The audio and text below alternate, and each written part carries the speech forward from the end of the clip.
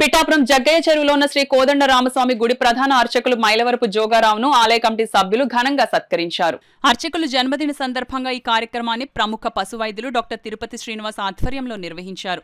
ఈ సందర్భంగా డాక్టర్ శ్రీనివాస్ మాట్లాడుతూ కార్తీక మాసంలో భక్తులందరి చేత విశేష పూజా కార్యక్రమాలను నిర్వహించడంలో అర్చకులు జోగాచార్యులు తీసుకున్న ప్రత్యేక శ్రద్ధ అభినందనీయమని అన్నారు.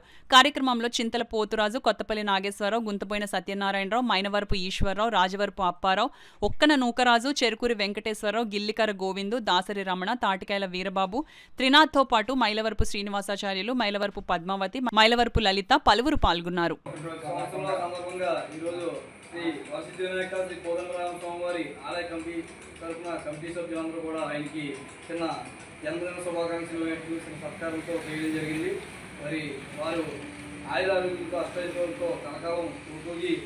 ఈ రెండు గుళ్ళు కూడా ఎంతో దినదిన అభివృద్ధి చేయాలని మేము మా కమిటీ తరఫున సభాముఖంగా ఈ కమిటీ తరఫున